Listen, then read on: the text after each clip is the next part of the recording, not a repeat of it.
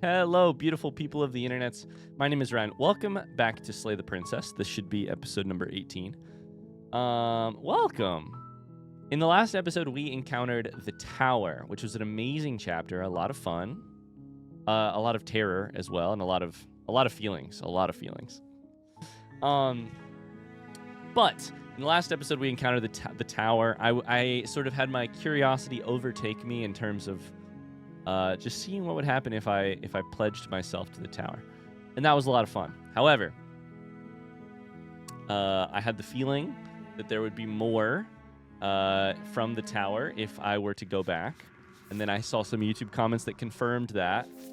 But I'll be honest with you, I just tried to record this episode once, and I sort of failed. I went back to the Tower, I reloaded a chapter, and nothing happened. I tried to resist a god purely through force of will. I did not take the knife.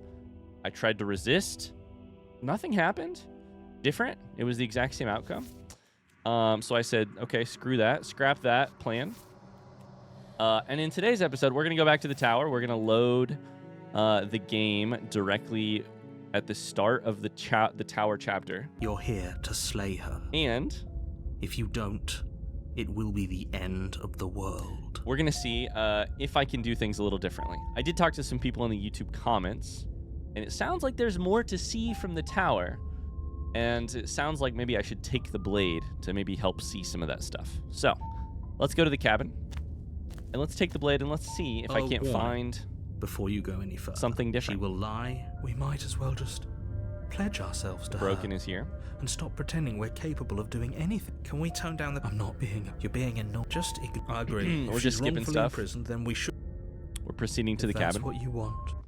We heard all this dialogue before, obviously, very recently. Let's take the blade. You take the blade from the altar. It would be difficult to slay the princess and save the world without a weapon. And let's see if we can make something different happen.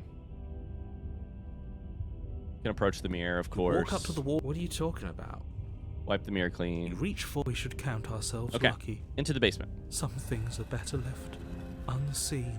You gotta approach the mirror. The door to the basement creaks open, revealing a spiral staircase. Its steps almost as deep as you are tall. The smell of incense drifts up from below. For a moment, you almost feel at ease. This is by now, I've heard this description a couple times. Huh. This is actually kind of nice. It's still a stone basement. If the princess lives here, slaying her is probably doing her a favor. Her booming voice rolls up the stairs. Is that a guest I hear? Don't linger on the stairs. Come down and witness me. Imagine resisting that voice. I would never want to. You said it was booming. She wasn't like this last time. We need to get down there. She wants us to see her. We need to see her. Should we be worried about your sudden change in attitude? Just a few minutes ago, we're going to skip ahead here. It doesn't... I've heard that before. Continue down the stairs. Making your way down the spiral staircase is a time-consuming and exhausting effort, every step requiring you to clamber over one edge before dropping to the next. But soon the end comes into view, and you tumble to the bottom, entering the vast, temple-like room beyond. The princess towers over you, almost glowing in the weak starlight, her figure framed by a stained glass window. Her long hair billows around. The chain is nothing. The little bird has returned to me. I wonder what he wants. You've brought that knife again, even though you know it's useless. Such charming audacity. Drop it. So, let's not drop it. Let's tighten our grip. As if on command, the blade slips from your grasp. It clatters uselessly to the floor. But we didn't drop it. We decided to grip it tighter, remember? Are you really just going to let that happen to us? I have a duty to report facts as facts, and the fact is that you dropped the blade. Okay. Of course we dropped it. She's so much more than us. You wouldn't understand what it feels like to be in her presence. Oh, I understand what's going on, and you'd better snap yourself out of it. Kneel. I'm confused. No? Oh, are you still trying to defy me? I said kneel. We Your are legs trying to buckle, defy you, and your knees hit the floor. but it's not working. That's my good little bird. Now, why don't we talk?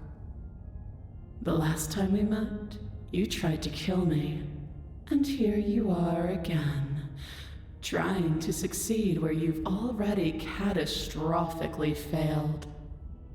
What draws you back here beyond the empty halls of death? Speak. The last time we met, nobody should have met, and you should Yeah. have trusted us. He's We've been here melodramatic, before. But that's Okay.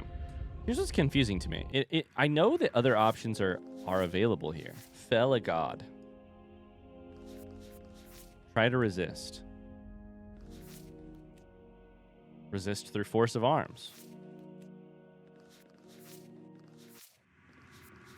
But nothing is appearing to work that way. Speak. No. Perhaps you need another lesson in submitting to your betters. Okay, this might actually be different. So, full honesty, when I tried to record this once before, I did not take the blade. I remained completely silent, and nothing happened. Like, nothing changed, really. We still ended up in the same boat. Pick up that needle. This is different. Hell yeah. Okay. So, apparently, I don't know this for a fact, but apparently there's something going on with either saying something to her, remaining silent, or no right down the middle. No right down the middle does something different. do it. It's what she wants. If No it gets objections here. If it gets the blade back in our hand, right? I don't know what she's planning, and I don't like that we don't know what she's planning, but we might as well pick up the blade. As your eye falls on the blade, you feel a weight. Some divine hand that sits unperceived by your senses, but then manages to push you towards its desires like an unseen puppeteer. As your eyes fall... Okay, we have to reread that. As your eyes fall on the blade, you feel a weight, a divine hand that sits unperceived by your senses, but manages to push you towards its desires like an unseen puppeteer. Could that not be a description of the narrator a little bit? Not really. I mean, the narrator is not... It's certainly not... It is unseen, but it is not unheard. Oh, baby. I love it when this happens. Why? What are you going to try and make me do with it? I'm going to kill you. You're not kidding about that divine hand. Who's doing this? Is it her? Is it you? No. Pick up the blade. Okay, this is exciting. Take knife. Say no. Pick up blade. Thank God we found something new. I was really worried that I was not going to find something new in this chapter, especially after I already tried recording it once. You reach forward and grasp the blade. Stand. Okay. This one's easy. See? This isn't so bad. Okay, yeah. We can do that. We were probably going to stand anyway. Of course, yeah. Stand. I hate you so much. I hate you. All of you. Stop making me do things. I'm going to kneel here forever. We'll stand. You can feel a creaking tension between body and will as you slowly rise to your feet, like two foes forced into an unhappy truce. Okay. The princess eyes you with soft contemplation. The moment seems to last a lifetime, the silent anticipation of what's to come dragging out the long, painful seconds. But all silences are broken eventually. So to understand what's currently happening, my will is being controlled by her. What does she want from me? To defy me is to claim we stand on level ground. We do not. You are quiet shadow, while I am brilliant radiance. What's going on with your eyes, friend? You look very creepy. take that knife in your hand and slit your throat. Okay, I did wonder about that. I did wonder about that, but also, hear me out. Is it possible that I could resist? It seems like it is. What? You don't have to listen to her. You're armed. Just steel your nerves, step forward, and end this. I love that the hero just goes, what?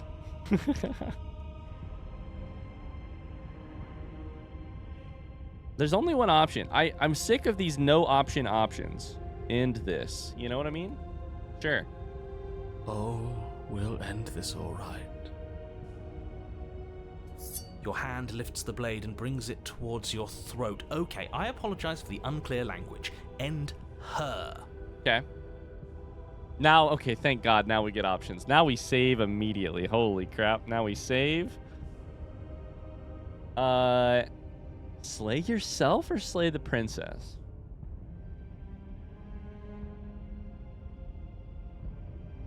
So my first thought here is we slay the princess.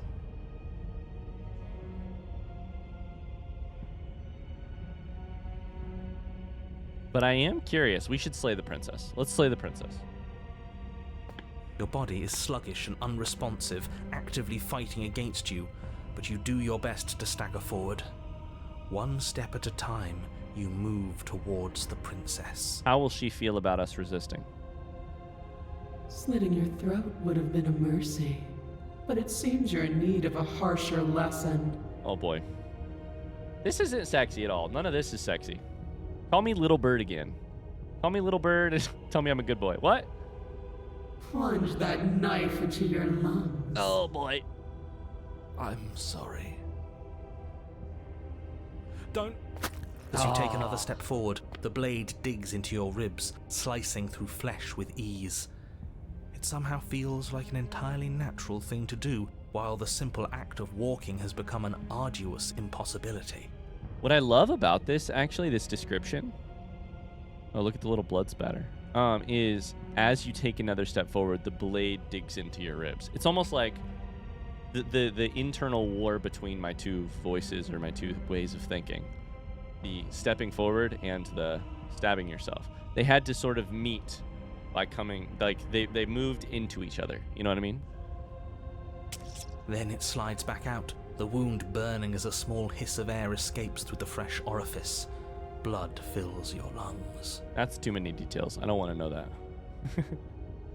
Now, do it again. Oh, no. Keep doing it until I give you permission to stop. Okay, the kinkiness has gone wrong. The kinkiness has gone very wrong. Oh, boy. Those are just words. You don't have to listen to her. It's what she wants. Oh, fuck you. You, heroic one, what are you doing? Don't just let this happen. Stop him from killing you. Mm-hmm. I'm on it. Yep. Time to be a hero. Ah, wrong button. Your other hand locks around your wrist, struggling to keep it from perforating vital organs. But the blade still flails towards you, managing to slice bits of skin that plop to the floor to join the growing pile of blood and gore beneath you. Despite the pain, you manage to keep yourself in one piece, at least for now. Oh, fuck. What a pitiful display.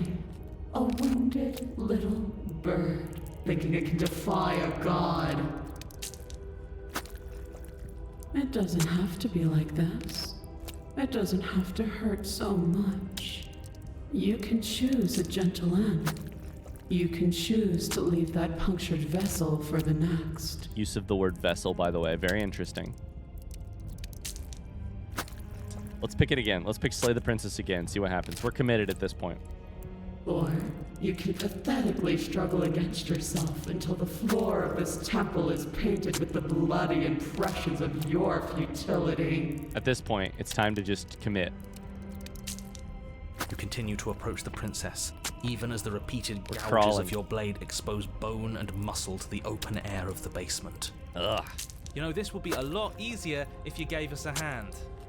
My influence only goes so far, and I can only juggle so many things at once.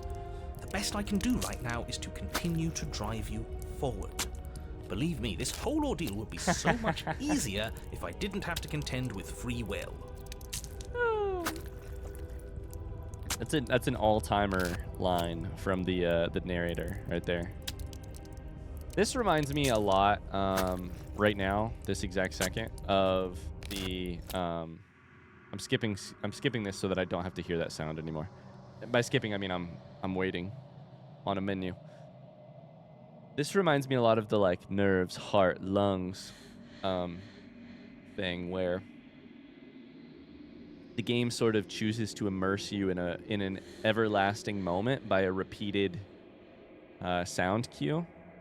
Something that really shouldn't be able to drag on forever. Either you're heart beating or you're being stabbed repeatedly. But it's a way that they sort of ground you in the moment. Dilate time a little bit. You're the one making things difficult. You're the one making us hurt. She doesn't want to hurt us. She's just doing what she has to. Whatever. Stop. Okay, we did stop. As you finish crossing the room, you fall to your knees at the princess's feet, your chest heaving as your blood pools in the crevices of the stone floor, the coppery taste coating your throat. Are we still going to have a chance to kill her here? I think we might. And what is it about dying wishes that make for such good story beats? What I mean by that is this. Like, I really have no personal investment, really, in slaying this princess. Other than basically a curiosity towards, ooh, this is new. And a sort of like, is it really possible that I could pull it off against the odds? That sort of curiosity is really all that's driving me forward. But it's kind of like a sunk cost fallacy type situation, except with character, with like character perspectives that we live through, because of this enormous, act of endurance in this description of us barely making it up all the way to the tower's feet, bleeding out on this floor just from these wounds. Now I'm really, really rooting on. Can we thread the needle? Can we find the way to kill the tower? Even as we probably die? The princess kneels down, lifting your chin with her finger as her face lowers to yours. That's a really cool image. I love that. Your devotion is misplaced. You've surrendered to delusion. But something about your defiant spirit speaks to me. You are different than you were before. Okay, so things to note here. Your devotion is misplaced. It should be directed at me, but you're devoted to something else. You have surrendered to a delusion that you might slay me. However, something about that is hilariously a parallel to the devotion of being devoted to the tower. A sort of defiant, fuck everything that will try to pull me from this path. Something about that defiant devotion, something about that delusion is sort of similar in nature. And so she recognizes it. Perhaps, if you've learned your lesson, I can spare you from the release of death. There's a place at my side for you, if you'll have it. Not as an equal, but as something worthy to be kept. A priest, perhaps, or a pet. Okay. My mind currently is just looking for an angle that we can turn this into a chance to slay her. Well, that's the meaning, isn't it? Yeah. Yes, how thoughtful of her. It's a mercy. Take it. I think he's given up whatever say he had at the start of all this. At least one of you is sane. She's within striking distance, and she's only negotiating now because she knows you have what it takes to put an end to her. Seize the moment before it's too late. Let's try it. Slay the princess. No. Oh, interesting. An outburst from Voice of the Broken.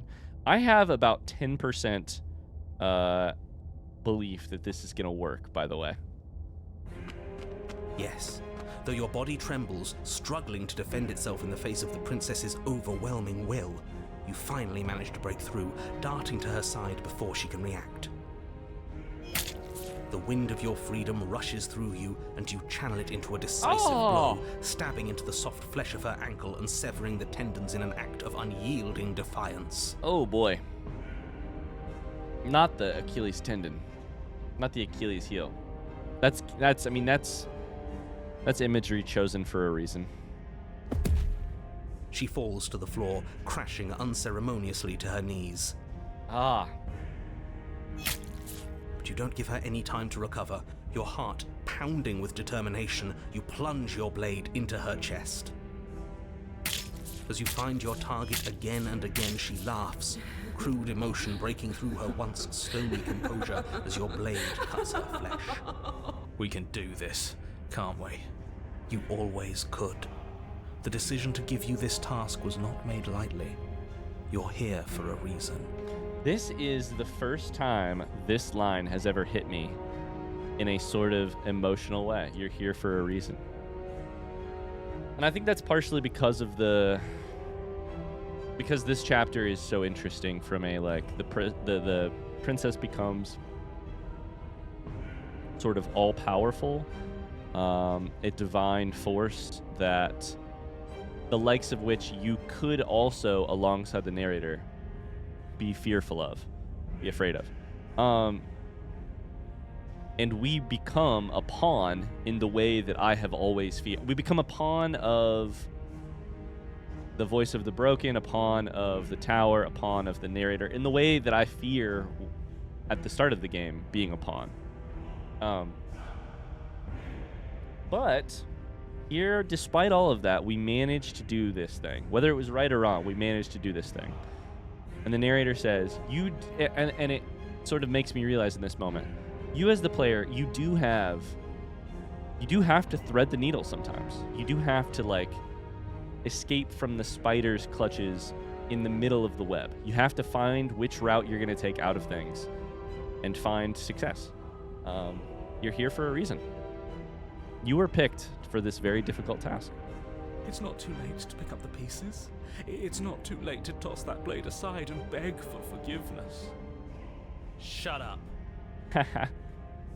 I can't believe you would actually strike me. You heathen! You worm! You defiler! You don't know the consequences of your arrogance! The voice just did two different things there. The voice was very brought low, human, very like mortal, and then immortal again. Before you can strike the final blow, the princess lashes out, knocking you off your feet. There's an unsettling wet pop as your spine breaks, numbness and pain spreading through your body. As you rebound towards the ceiling in a moment of disorientated lightness, she drives her fist into your chest. Your body is crushed as she pulverizes you into the floor, the ground itself breaking from the impact. Did we wound a god? Did we... You lie there, broken, beyond pain, unable to even see what she's done to you. But the princess is succumbing to her own wounds as well. She looks down upon her body in abject horror and disgust. Okay. You made me use my hands. The normal voice. I can feel myself twisting into something new, something dull, something defiled. What have you done to me? Incredible. Something just connected for me. The reason that the tower, can't release herself from her chains is that she is above that, literally, in a like, you know, divine way. You've made me use my hands. You've brought me low. You've made me human again. Made me mortal. Made me normal. Made me base. You're monsters and conspirators. I can't bear to watch this. The princess has been nothing but cruel to you. You should feel liberated by her fall. But I don't feel liberated. I feel empty. Aside from the pain, I feel fine. She collapses to the floor. Her glassy eyes watch, unblinking, yet somehow still full of anguish and fear, as the two of you perish together. I just got a Steam achievement called God Killer. I suppose we were never going to get a happy ending here, were we? Don't let those be your final thoughts. You saved the world. That's worth something. I guess. Regardless of how you feel about it, it's finally over. Thank you. Everything goes dark. Wow. And you die. Now, the thing that's interesting about that is that has to mean Chapter 3. The Fury. Wow. Holy shit. You're on a path in the woods.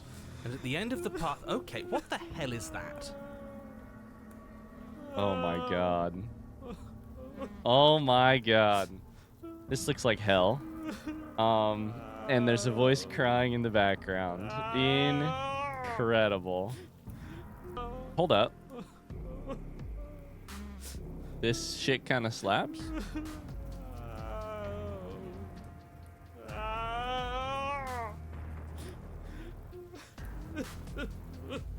This is the soundtrack to, like, the hottest club in hell.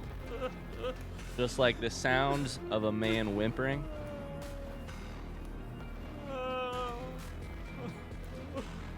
And this beat underneath it. All right, let's see what the Fury is all about. We really broke the broken, huh? Interesting. Continued sobbing. I think he's upset. And what's he got to be upset about? We just killed a god. We did, but the stubborn is excited. Okay, the stubborn's excited. Exactly. You heathens destroyed the most beautiful thing that ever was and ever will be. I'm just out here bopping. The stubborn and the broken together. Okay. Can't say I have much sympathy for you. She was bad for us and you almost got us killed. She was bad for us. That's such an understatement. That's like a bad relationship when you're 17. She was bad for us. You're being too generous. He did get us killed. That's true. All right, enough chatter. Got a thing I'm supposed to do, and if you don't mind, I'd like to do it without any more interruptions. Now, this game just is deep, isn't it, huh? What the hell is going on here? Okay, great, you're listening. You're on a path in the woods, and at the end of that path is a... If your thing is telling us about the princess, don't waste your breath. We know all about her. It's hardly a path in the woods at this point, is it? Can't wait to see what the princess is like. I would love to hear more description of what's going on here. Look, if the world around you is changing, especially all the way out here, then that means you're nearing the point of no return. Whatever happens next, that's it. There won't be any more do-overs. So you'd better take things seriously. Okay. Oh.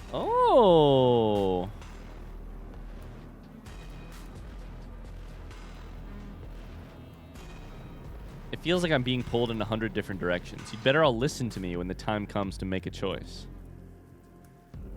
So that's the theme so far, as I've been sort of controlled by a lot of people recently. So what if I'm speaking my mind? It's not like I've ever really gotten a say in things. What a crock of shit. Yeah. Yeah, you stabbed us last time. Repeatedly. Mm-hmm. It didn't even work. It doesn't count. It hurt. In that way, it worked a lot. We died! Yeah. If you didn't submit to her, for all we know, that wouldn't have happened. It's the punishment you all deserved for not listening to me. To her. Aside from our sulking friend, I don't think we have much to worry about. You're still the one in charge here, and I don't think that's ever going to change. I'm curious about that, because the new voice that we added is the stubborn. And, you know, I could see that being a way to sort of get your own... We've seen the stubborn before in the adversary. Second he tries something, I'll put a stop to it. This gives me power struggle vibes. If we hit this point of no return you mentioned, then what happens? Then what happens? Have you even been listening? It's the end is what happens. Yeah, but is there something after the end? How am I supposed to know? The end means finality. It's not like I can just peek on over to the other side and tell you what it's like there, if there even is a there. It doesn't matter because we're going to win.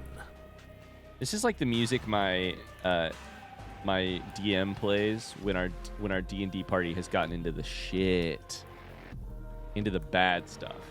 This is when we know it's serious. Now that's exactly the sort of mindset I like to see.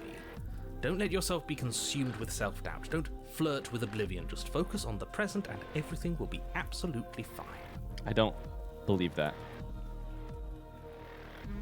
Let's go to the cabin. No matter what happens next, our answers are there. Good. We're all on the same page.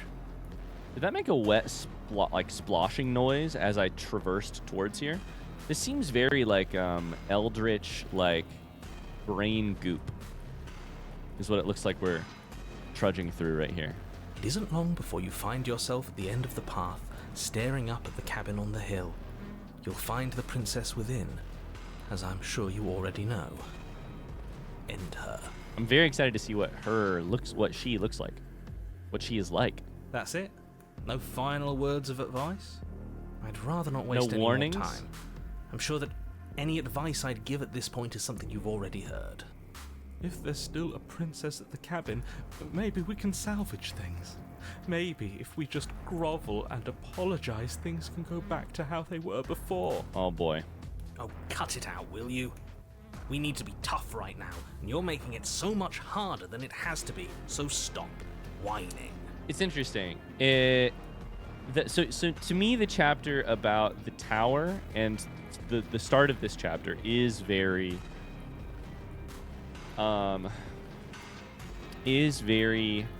focused on ideas of like will, determination, force of will, if you will. The broken is a sort of an exaggeration of that, where having your legs cut out from under you so hard, you sort of lose your force of will. But then the broken finds the thing he wants, which is the tower, and the will is there again.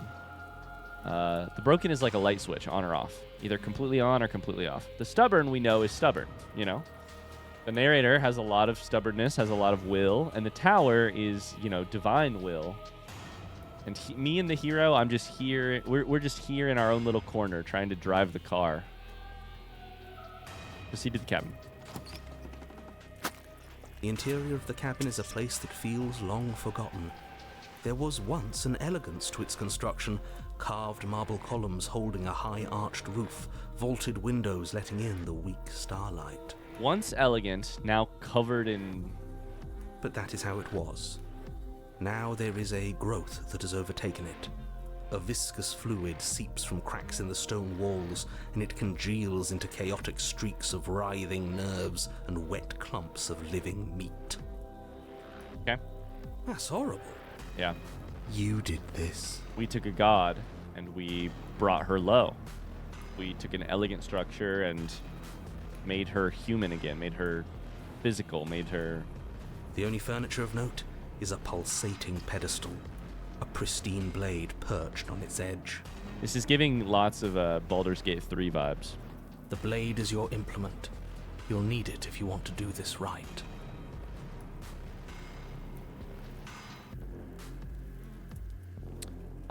We will... that's an interesting question.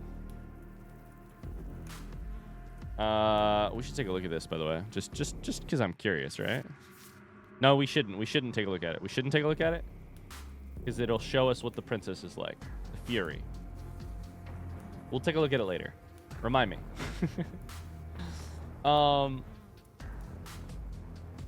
Do we take the blade or not take the blade? I kind of feel like at this point, we should take the blade. It was more interesting last time when we took the blade.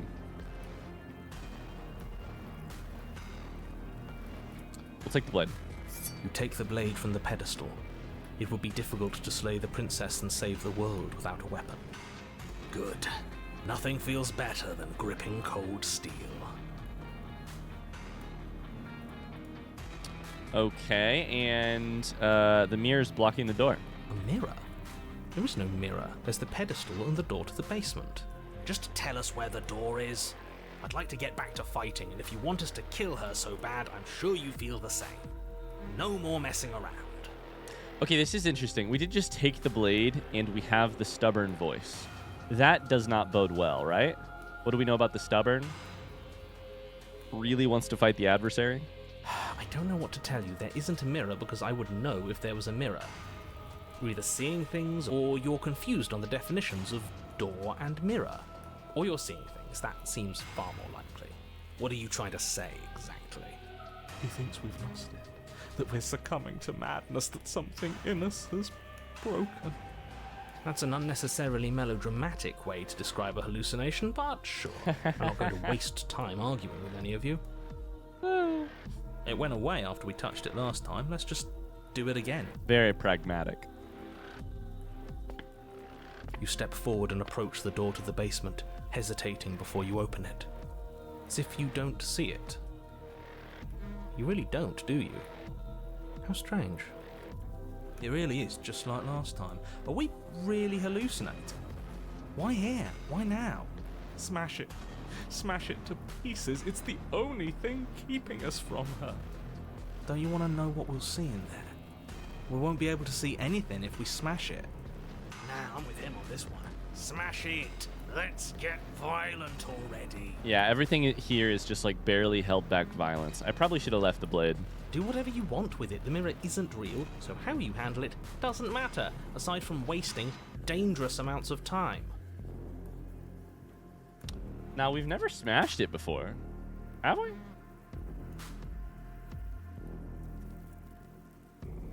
Let's do it. You bring your fist crashing down against the door leading to the basement. As if on command, it slowly slides open, scraping against the stone floor, its ancient hinges moaning as it reveals the dim path ahead. Why am I not surprised? You step forward into the darkness. The stairs leading down to the basement are at once both narrow and grandiose. A high-vaulted ceiling stretches up into a gloom beyond your sight, while walls wet with tumorous growths press in uncomfortably at your sides. You feel both unprotected and trapped, at once exposed and claustrophobic. Tumorous growths. Disgusting. What a mix of imagery here. Also, I think the music is gaining weight as we go. The air is thick, its odor an oppressive violence.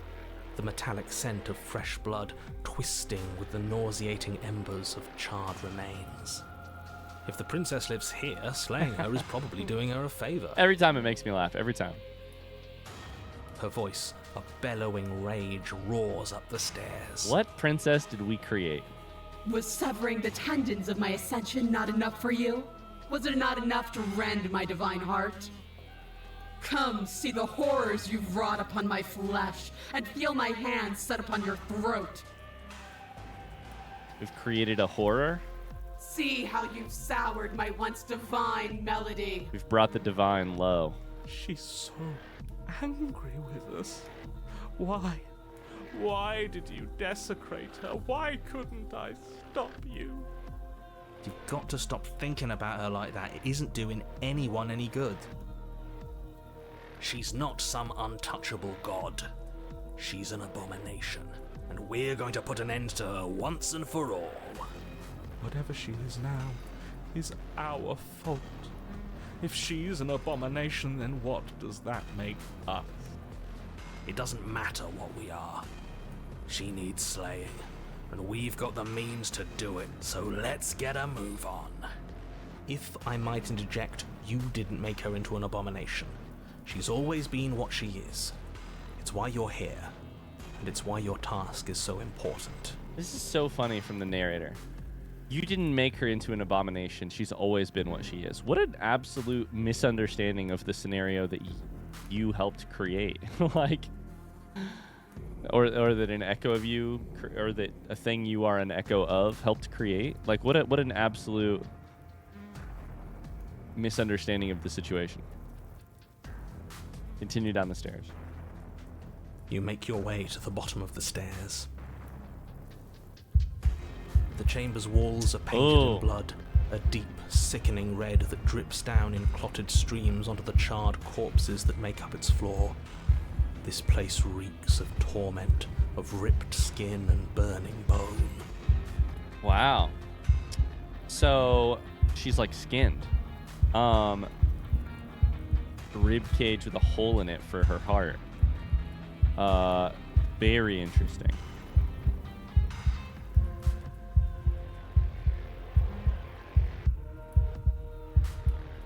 Charred corpses that make up the floor? The princess stands in its center, muscles flayed and bare and weeping, draped in a tattered dress of her own skin. Her heart beats from its place in her open chest. Do you know what I'm going to do to you? There's not so much a moment of hesitation before she steps forward. Her chains pull taut, holding fast as she strains against them. The cuff around her wrist digs deeper into her skin. Blood drips from the place where metal meets flesh. And then, with a nauseating sound, the skin tears. It plops to the ground, and she pulls her red, glistening arm free from her bindings. Oh, God. That's amazing. She is loose, and she is coming for you. That's amazing. Let her end it. It's the punishment you all deserve for what you did to her. It's the punishment I deserve for letting it happen. Screw that. We can win. We've done it before and we'll do it again, only this time we'll make it out the other side. Hell, she's practically done most of the work for us. That's an interesting way of saying it. Okay, so this is very interesting. Aggressive from the bat, from the drop. Coming right for us. No need to even work with the chain. Will we get a chance to talk at all? It wouldn't necessarily surprise me or disappoint me if the answer was no, but it would mean it'd be really interesting. Like, how are you gonna tell this story? Yeah, we might still get a chance to talk. Okay.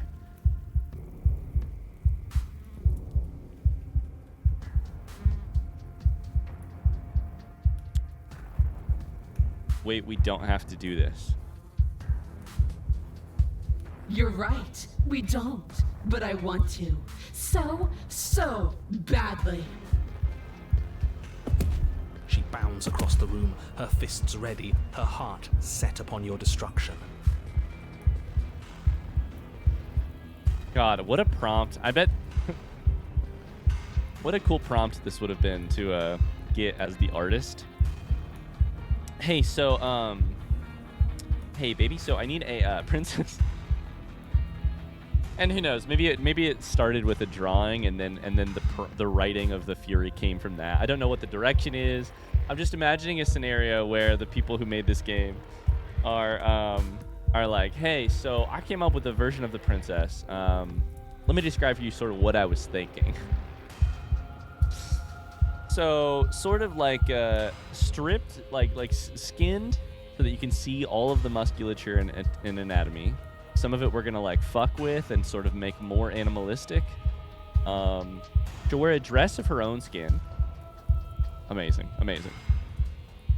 With a horrifying squelch, Oh! you are unwound. What a sound! Feathers. My intestines, my other intestines. Oh my God. No, that's our stuff. She can't just do that. Our stuff. Also, the music has turned just into heartbeats. She just did. Unfortunate, I know, but reality is reality. I'm pretty sure there's also a fly buzzing around. You should all just be grateful she's decided to keep us alive. Even in her defilement, she is merciful. Am I alive? We're not out for the count just yet.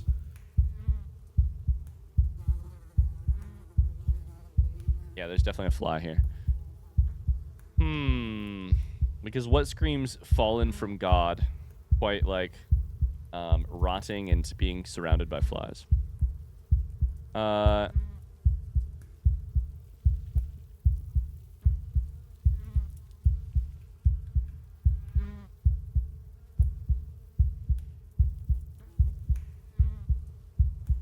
I only killed you last time because you were going to end the world. We can talk ourselves back from this ledge. I want that to be true, so I'm going to say it in the way that sometimes the things you say become true. But the words don't leave your metaphorical mouth. Instead, all that leaves you is a wet and horrible gurgling as tissue vibrates out of place. You know what? This is why. I kind of like it if I don't really get a chance to talk to her. Because in a grayscale world with very little color, with plenty of combat, but very little of this, you know? I mean, this is its own meaning. Just this explosion of guts and skin and Our metaphorical mouth. You don't have the means to speak anymore, do you? How tragic.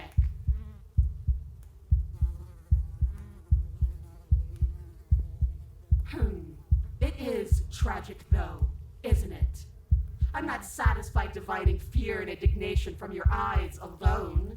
A quivering mound of flesh is no companion. She snaps her fingers, and the basic form of a vocal system assembles before you. Okay. You are going to let me talk.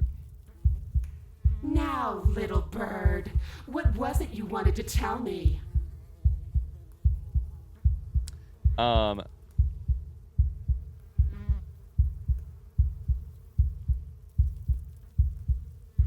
What do I want to say here? I'm sorry for what I did. We have to stop hurting each other.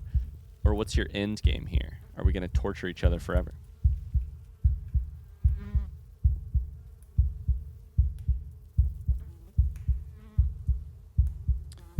We have to stop hurting each other. Mostly because I think it is going to engender a very funny response. Like a dramatic response.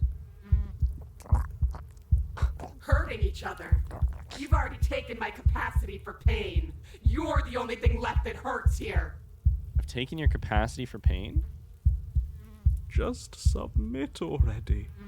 What is there left for us to do? I don't know, honestly. We'll see, though. I want to hear her keep talking.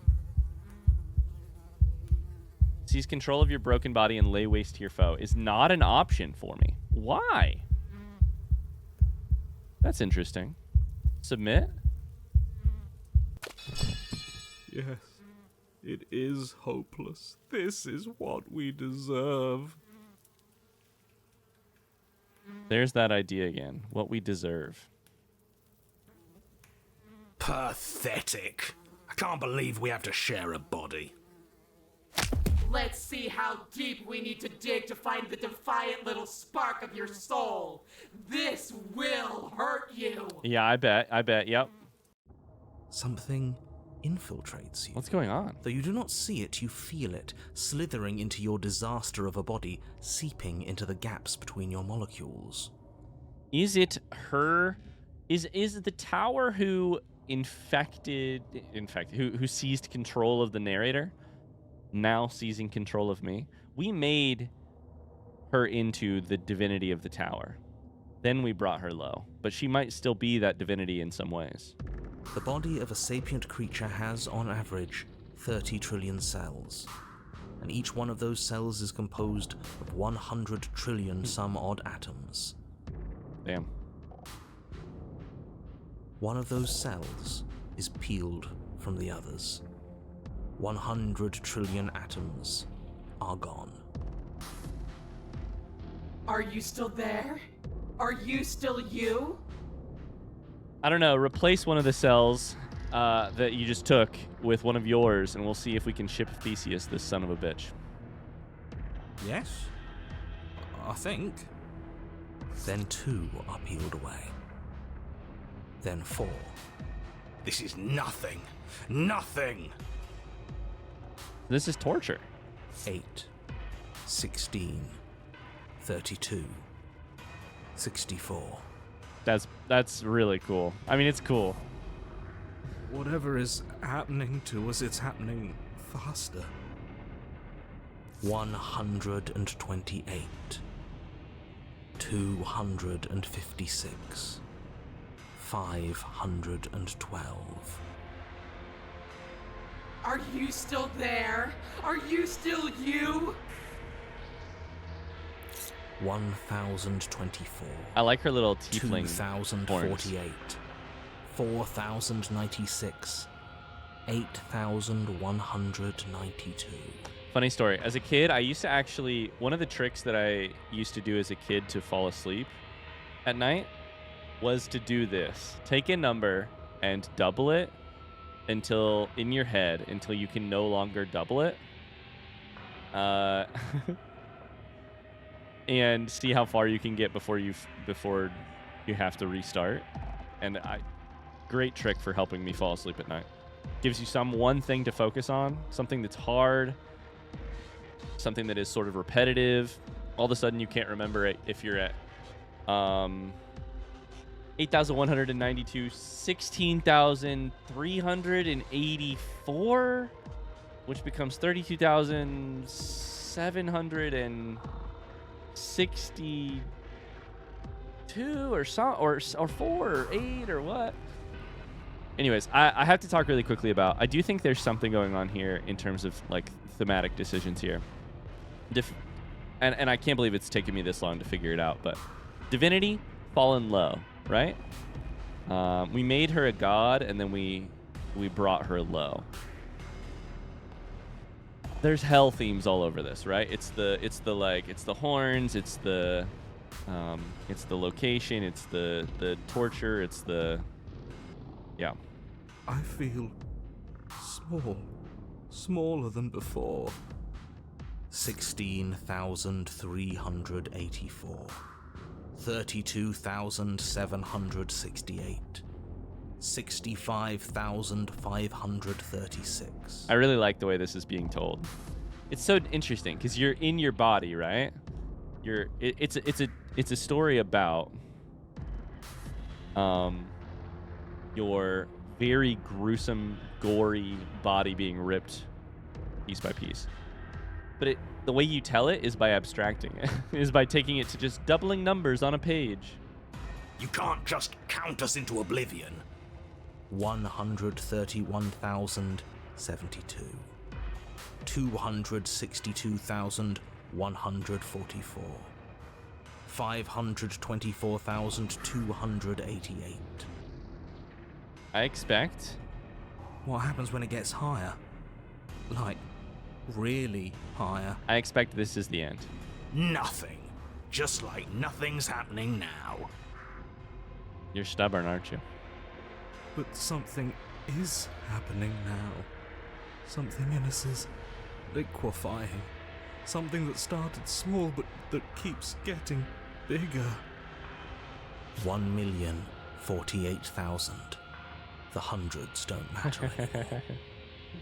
Are you still there? Are you still you? 2,096,000.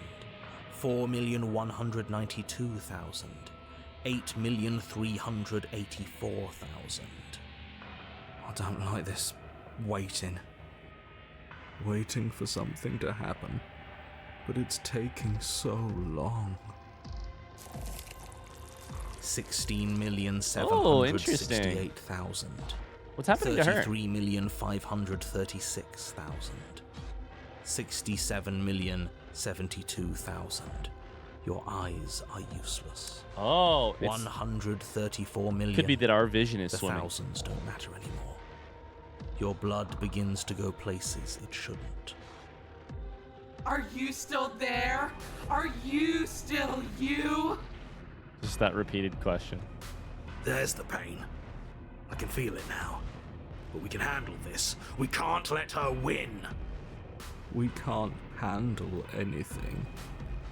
We're at her mercy. 268 Oh, what a million. nightmare. We don't need to count anymore. Your lungs fill with liquid. You smell things you shouldn't. You choke on pieces of what used to be you. What a nightmare. Doesn't matter, because we're still alive. You are deconstructed. You are reconstructed. A square you, a round you, a you with too many legs, a you with many mouths which won't stop screaming. Then all of it pressed into a ball, tightly packed into the size of a fist. So here's the other thing we have to talk about with this, right? The princess, the Fury, is asking a like philosophical question, but it's got a physical manifestation. What makes you you? What is your identity? Like, at what point do you stop being you? If to make it way too simple and way too dismissive, probably. If I lose this finger, am I still me? If I lose this arm, am I still me? If I lose, etc., etc., etc. For us in this world, probably most interesting to approach that from a different level than physical. It's weird in our world to do that, and much less interesting. Like, am I still me if I'm not? If I remove the part of my identity, which is that I'm my mother's son, or me as a husband, or me as a dad, or whatever. Me as a person who enjoys blank. Me as a person who believes this about myself. That's all spiritual, philosophical type of stuff, right? For these characters, things are different. For these characters being the princess and being me, this sort of thing, this deconstructed, reconstructed, reformed into squares, round, too many legs, this is the game. This is, while our characters may not necessarily feel it, we as the player know at this point in the game that something like this is sort of occurring. The princess's question: are you still there? Are you still you? That's the question, right? Are you still there? Are you still you?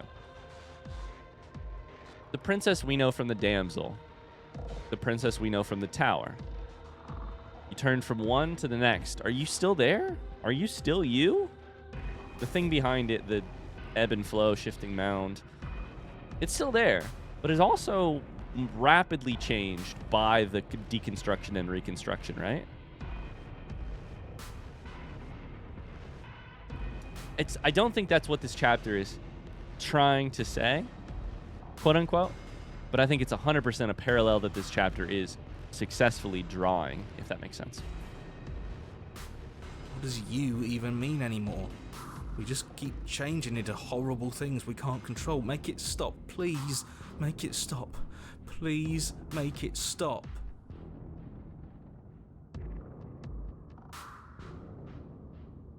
You means we exist. There has to still be a way for us to win. Otherwise this would be pointless, and all this torture would be for nothing. You're right about one thing. It is torture. But it isn't pointless. The whole point is that it's torture. Are you still there? Are you still you? No. Yes. Yeah, I was getting ready to say, the key difference here between the broken and the stubborn. The broken's a light switch, right? The broken flickers whichever way the wind tells the broken to flicker. The stubborn is not a light switch. The stubborn is on. Period. The ball is unraveled into the shape of a body. The skin peels off in a corkscrew. The eyes are plucked. The organs arranged in the air in a neat row. What a neat visual chapter. I'm so happy I've seen this just from a visual perspective, contrasted to the rest of the game. Are you still there? Are you still you? No. The hero says no. That's how you know. That's how you know that we are not. Yes.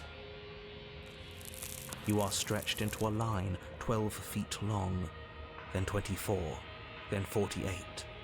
The line gets thinner as you get longer. A mile. 2. 4. 8. Yep, the doubling. I love the doubling, man. It's so neat. Stretched. Are you still there? Are you still you? Yes. 16, 32.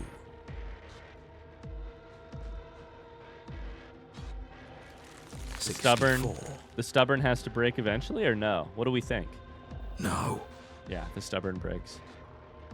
And then, all at once, there is a great rewinding, and all of the disparate threads that once were you fall dutifully back into place. You are whole again, and in your body, the same body you arrived in. The princess stands before you, her dress of skin more tattered than before, her face sullen. Okay, what's happening? It's all hollow. I ripped you to pieces. I broke your will, but it means nothing. I am forever a piece unfinished, a song with no refrain.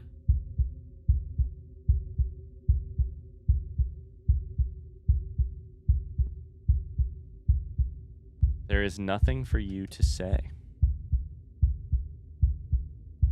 This is like a fucked up version of the adversary. It's striking me that this is like a fucked up version of the adversary stubborn fight, where it's like they missed the connection rather than making it. Where she can rip me to shreds forever and not find anything. And in her ripping me to shreds forever, she doesn't find herself either. A piece unfinished, song with no refrain. There's nothing for me to say. We're so different. How could I ever hope for you to understand me?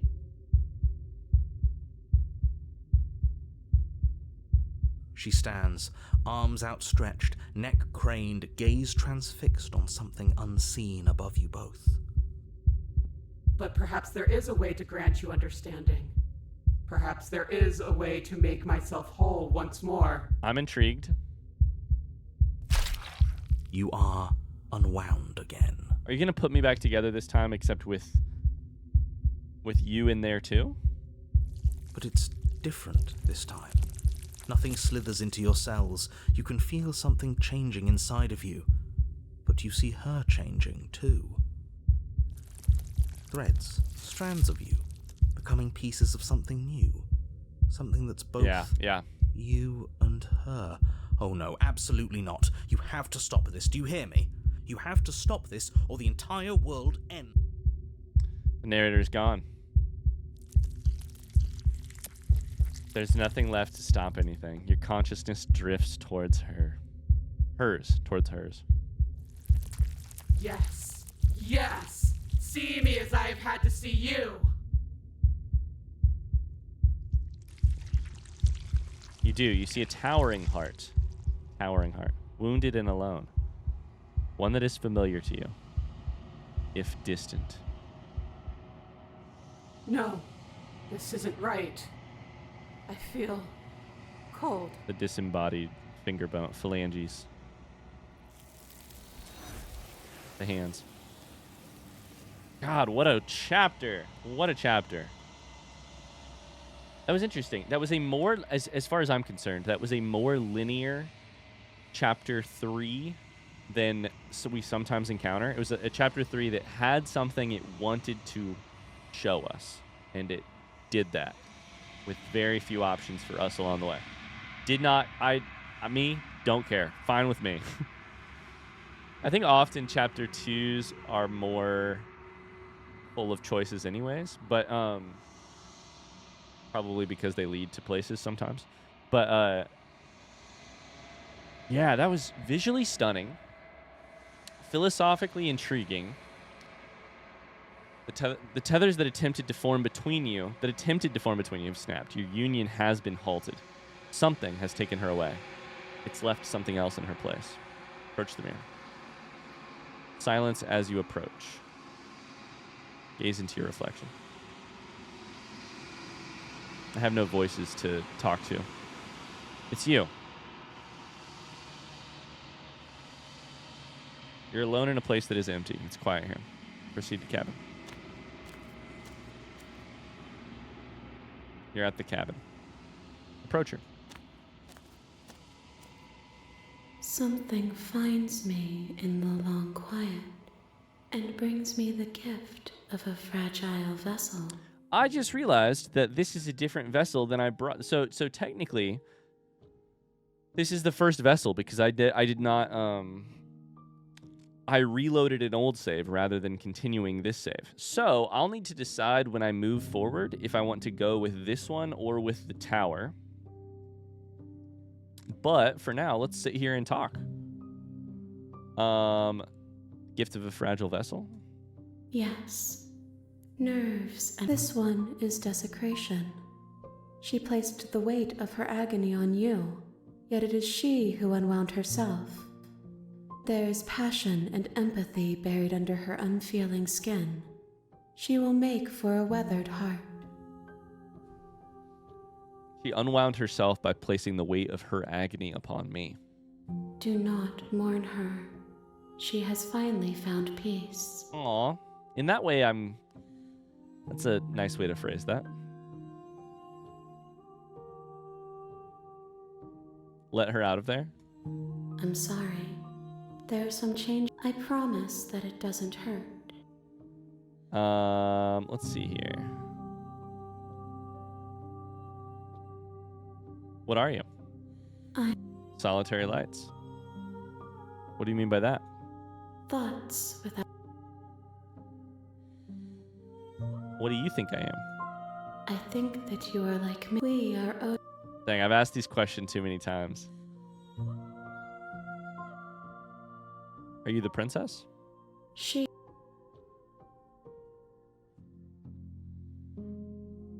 Do we know each other?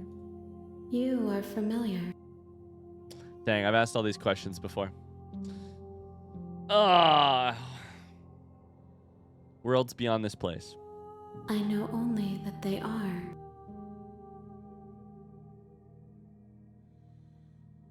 Dang, I'm going to be thinking about this chapter for a while. I'm still trying to wrap my head around what else I think about it.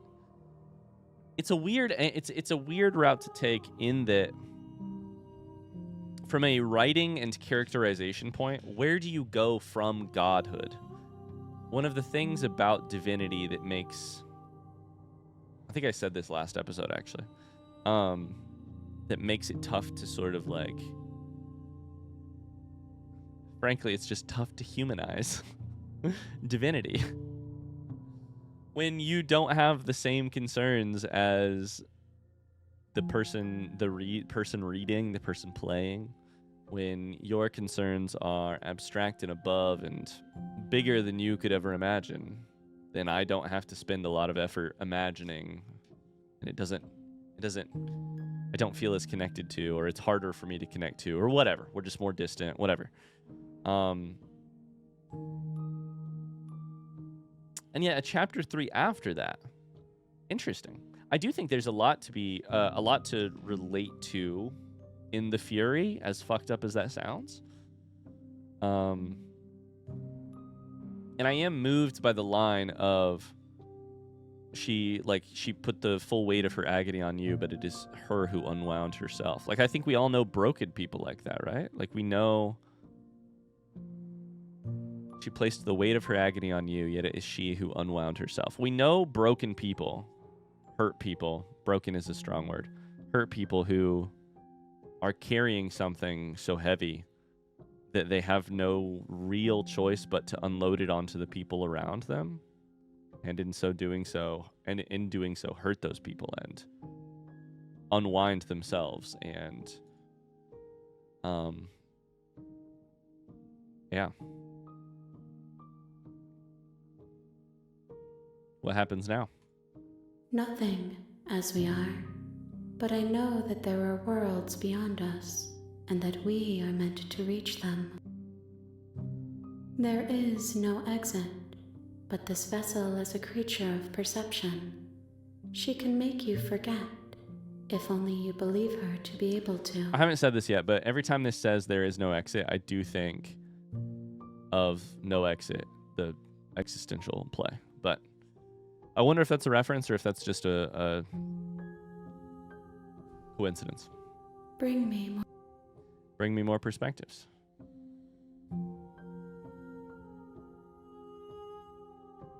Okay, make me forget.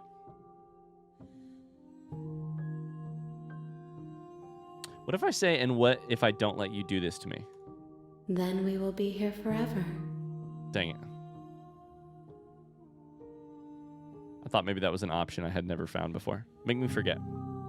She asks that I tell you to remember her. You won't. You won't. Okay. Ooh, a weathered heart held in ribbons. You're on a path in the woods. New And at the Steam end of achievement. that path is a cabin. And in the basement of that cabin is a princess. Well, well, well. Ugh. Sorry for the yawn. It's a little late at night for me to still be recording. Well, well, well. I don't know that I have any further thoughts at this exact point. I'm very happy we went back and found more of the tower. And I'll be honest with you, now I'm curious about what happens if I go back and I might do it again. We'll see. There's still something. I decided to slay the princess, slay the princess, slay the princess. 3 times in a row, I chose that. And now I'm awfully curious what would have happened if I didn't. That said, I'm not sure if I will go back and do that. We are approaching this point of the game where we got plenty. We should look here. We got plenty still to find, I'm sure. Plenty still to find. But an angel felled is a demon scorned. A fury. But dang, interesting. There's more to do there. What I wanted to say here is I'm not sure if I'll go back and try things again from the tower or not. At this point, we have to sort of I have to sort of come to the acknowledgement that I am not going to fill out every single thing in this game. I think don't worry, we got episodes coming. We got more stuff to come for sure. I got plenty of things that I still need to chase down. But there will eventually be some things where I'm like, you know what? I'll leave it there. Maybe we'll do that with the tower, maybe not. But at some point, you got to be willing to set the story on the shelf and to come back to it in the future, or encounter it another time, or read about it online, or talk about it with friends, or one of those things. So either way, that's going to do it for this episode. Thank you so much from the bottom of my heart for letting me rant at you about what this game makes me feel and think. It is a privilege. It's an honor. I'm so grateful for the chance to do this. So thank you for your attention, your thoughtfulness, and your passion for either this game or for hanging out and watching these videos. Thank you. I'll see you guys in another video very soon. Until then, bye-bye.